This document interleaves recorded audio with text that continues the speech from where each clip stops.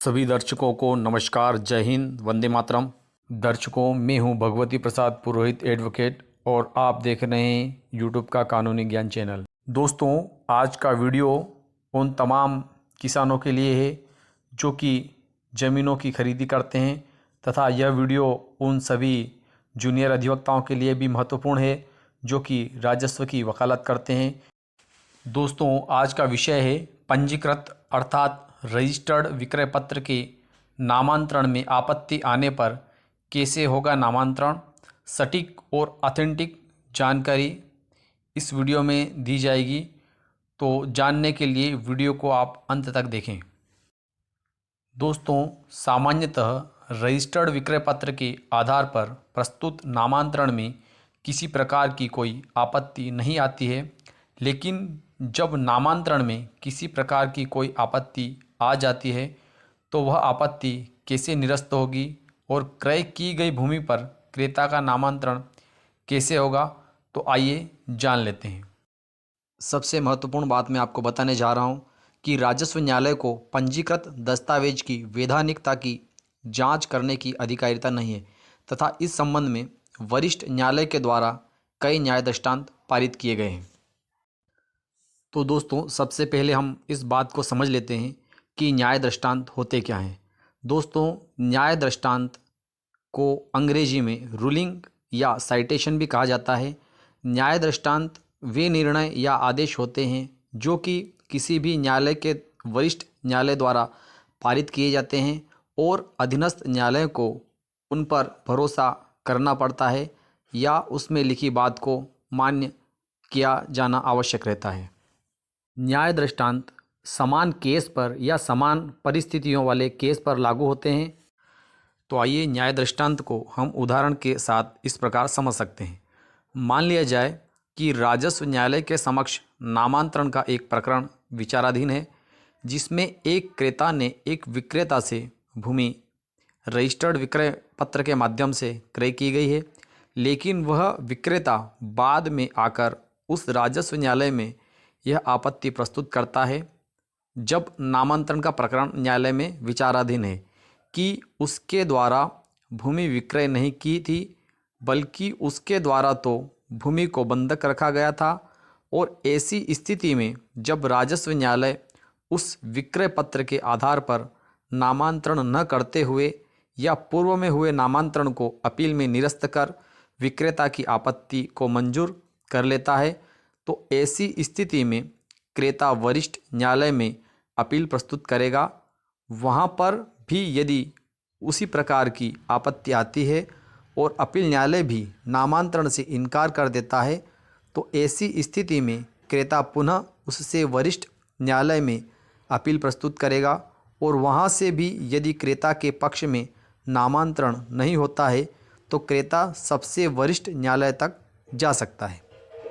और जब सबसे वरिष्ठ न्यायालय अपने अंतिम आदेश में इस बात से इनकार कर देता है कि विक्रेता को राजस्व न्यायालय के समक्ष बंधक के आधार पर आपत्ति करने का कोई अधिकार नहीं है, क्योंकि विक्रेता के द्वारा रजिस्टर्ड विक्रय पत्र निष्पादन करवाया गया है तथा तहसील न्यायालय ने तथा अन्य अधीनस्थ न्यायालय ने क्रेता के द्वारा क्रय की गई भूमि पर नामांतरण न करने में भूल की है तथा क्रेता का नामांतरण किया जाना चाहिए।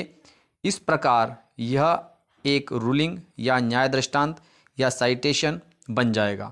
यदि भविष्य में किसी अन्य प्रकरण में इसी प्रकार की कोई विक्रेता आपत्ति प्रस्तुत करता है तो राजस्व न्यायालय ऐसे विक्रेता की आपत्ति मान्य न करते हुए क्रेता का नामांतरण करेगा।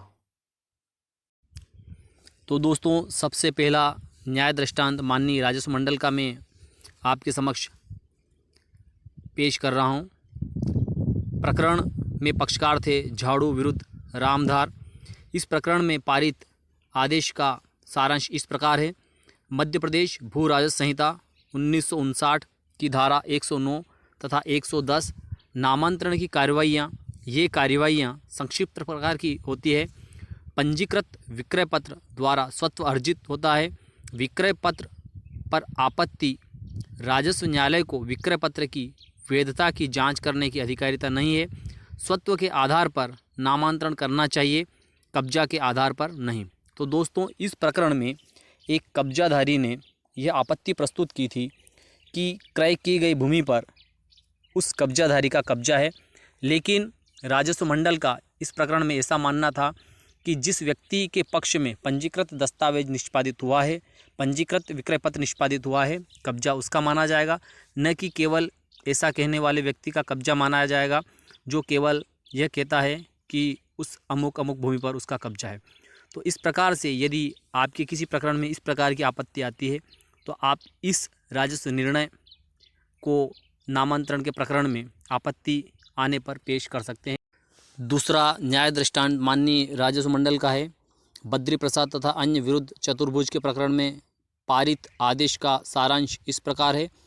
आवेदक गण के पक्ष में जब एक बार विक्रय पत्र निष्पादित किया जा चुका हो, आवेदक गण संहिता की धारा 110 के अधीन नामांतरण कराने के अधिकारी थे। राजस्व न्यायालय को केवल यह देखना पड़ता है कि क्या आवेदक गण प्रथम दृष्टि में संहिता की धारा 110 के अधीन नामांतरण चाहने के अधिकारी है और क्या ऐसे आवेदक गण को विधिवत स्वत्व प्राप्त हुआ है।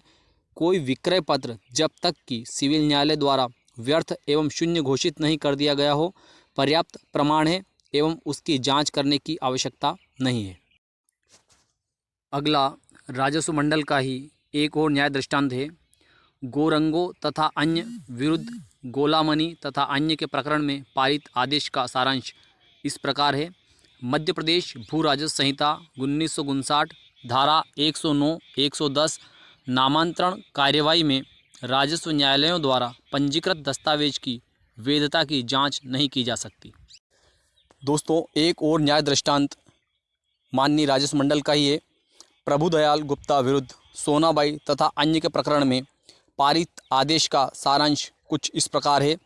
मध्य प्रदेश भू राजस्व संहिता 1959 धारा 109, 110 नामांतरण की कार्यवाही पंजीयन विक्रय पत्र के आधार पर राजस्व न्यायालय को विक्रय पत्र की वैधता की जांच करने का विचाराधिकार नहीं।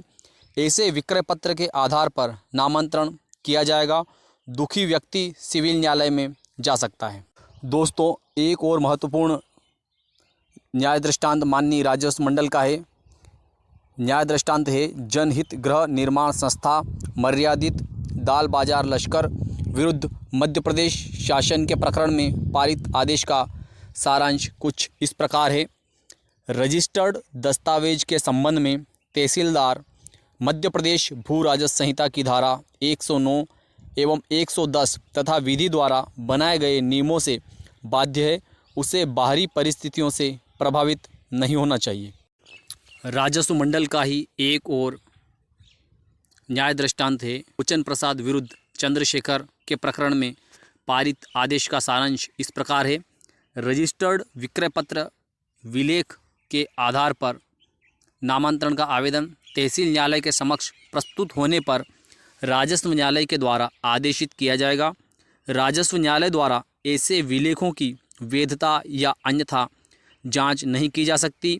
अन्य विलेख की फ़ोटो प्रति विचार में नहीं ली जा सकती। दोस्तों, राजस्व मंडल का ही एक और महत्वपूर्ण न्याय दृष्टांत है। शांतिबाई महिला विरुद्ध जसरत धोबी के प्रकरण में पारित आदेश का सारांश कुछ इस प्रकार है। राजस्व न्यायालय के समक्ष रजिस्टर्ड विक्रय पत्र के आधार पर प्रस्तुत नामांतरण आवेदन खारिज नहीं किया जा सकता। राजस्व न्यायालय को रजिस्टर्ड विक्रय पत्र को अकृत करने की अधिकारिता नहीं। राजस्व न्यायालय को रजिस्टर्ड विक्रय पत्र के आधार पर कार्यवाही करनी होती है। व्यथित व्यक्ति सिविल न्यायालय जा सकता है। दोस्तों, हम न्याय दृष्टांत पर आगे फिर बात करेंगे। अब मैं एक छोटी सी बात किसानों और जूनियर अधिवक्ताओं के लिए बताना चाहता हूं। दोस्तों, यदि आप जूनियर अधिवक्ता हैं और राजस्व की वकालत शुरू करना चाहते हैं या राजस्व की वकालत में रुचि रखते हैं, तो आपके लिए महत्वपूर्ण पुस्तक जो है मध्य प्रदेश भू राजस्व संहिता, या आप दर्शकों में से यदि कोई किसान बंधु है जिनके पास में कृषि भूमि है, तो उनको भी कई बार कृषि भूमि से संबंधित परेशानियां आती रहती है। इसलिए मैं जो बता रहा हूँ मध्य प्रदेश भू राजस्व संहिता, वह किताब आपके लिए उपयोगी है। इस बुक का नाम मध्य प्रदेश भू राजस्व संहिता है। यह द्विभाषी है और यह 2020 में पब्लिश हुई है। इस बुक के पब्लिशर का नाम इलाहाबाद लॉ पब्लिकेशन है। यह सेकंड एडिशन है। इसमें कुल पेज नंबर 350 है और यह हिंदी भाषा में उपलब्ध है। आप यदि इस बुक को खरीदना चाहते हैं तो मेरे द्वारा इस वीडियो की डिस्क्रिप्शन में एक लिंक दी हुई है, जहां से आप फ्लिपकार्ट या अमेज़न के माध्यम से इस बुक को खरीद सकते हैं। दोस्तों, हम वापस आते हैं अपने राजस्व मंडल के महत्वपूर्ण न्याय दृष्टांतों की ओर। दर्शकों, यह राजस्व मंडल का ही एक फैसला है। प्रकरण का नाम है तोषण सिंह विरुद्ध रावतपुरा सरकार व अन्य के प्रकरण में पारित आदेश का सारांश कुछ इस प्रकार है। राजस्व न्यायालय के समक्ष रजिस्टर्ड दान पत्र के आधार पर प्रस्तुत नामांतरण आवेदन नामांतरण किया जा सकता है जब तक कि ऐसा दान विलेख सक्षम न्यायालय द्वारा निरस्त नहीं किया जाता। दोस्तों, राजस्व मंडल का ही एक महत्वपूर्ण निर्णय है श्री हर्ष मिश्रा विरुद्ध शिवदयाल द्विवेदी। इस प्रकरण के आदेश का सारांश कुछ इस प्रकार है। राजस्व न्यायालय के समक्ष रजिस्टर्ड विक्रय पत्र के आधार पर नामांतरण का दावा प्रस्तुत किया गया। राजस्व न्यायालय को ऐसे विलेख की विधि मान्यता की जांच करने की अधिकारिता नहीं है। रजिस्टर्ड विक्रय विलेख के आधार पर नामांतरण किया जाएगा। दोस्तों, न्याय दृष्टांत किसी भी प्रकरण के लिए एक संजीवनी का काम करता है।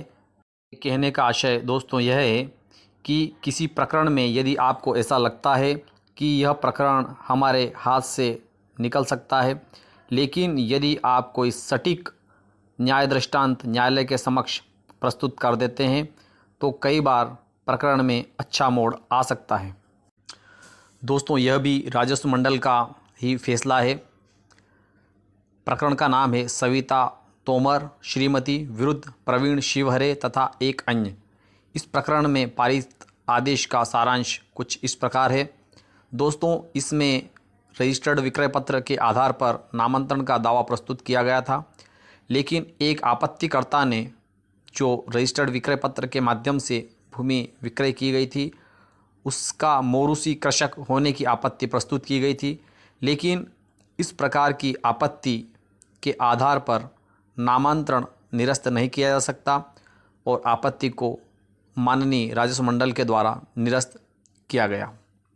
तो दोस्तों, कई बार राजस्व न्यायालय के समक्ष इस प्रकार की आपत्तियां आती रहती है कि एक व्यक्ति अपनी भूमि को विक्रय कर देता है, लेकिन फिर लोगों के कहने में आकर वह यह आपत्ति करता है कि उसके द्वारा भूमि विक्रय नहीं की गई थी बल्कि बंधक रखी गई थी।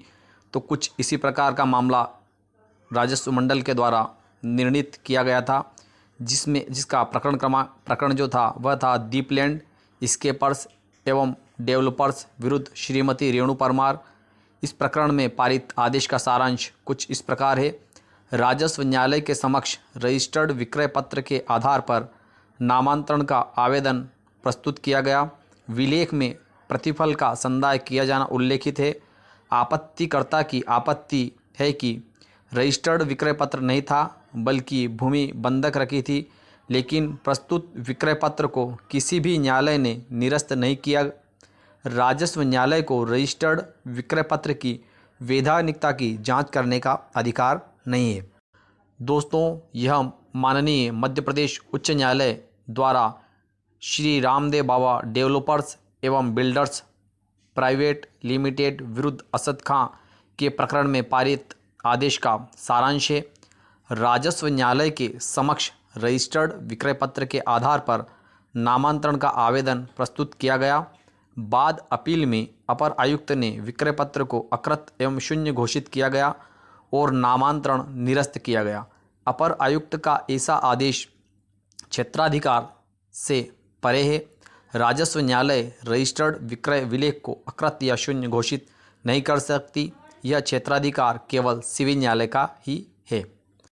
दोस्तों, राजस्व मंडल का ही एक और महत्वपूर्ण न्याय दृष्टांत है। अमरदीप गृह निर्माण सहकारी संस्था मर्यादित विरुद्ध गिरवर तथा अन्य। इस प्रकरण में पारित आदेश का सारांश कुछ इस प्रकार है। राजस्व न्यायालय के समक्ष रजिस्टर्ड विक्रय पत्र के आधार पर नामांतरण का आवेदन प्रस्तुत किया गया। राजस्व न्यायालय इसकी वैधानिकता की जांच नहीं कर सकते, नामांतरण करना होगा। तो दोस्तों, इस प्रकार मैंने आपको कुल 13 न्याय दृष्टांत इस वीडियो के माध्यम से बताए। इनमें से आपने अभी तक कितने न्याय दृष्टांत का उपयोग किया, आप कमेंट कर बताएं। यदि इस प्रकार के न्याय दृष्टांत की किसी व्यक्ति को आवश्यकता है तो आप ज़रूर यह वीडियो उन लोगों तक पहुंचाएं, क्योंकि दोस्तों न्याय दृष्टांत किसी भी प्रकरण के लिए संजीवनी का काम करता है।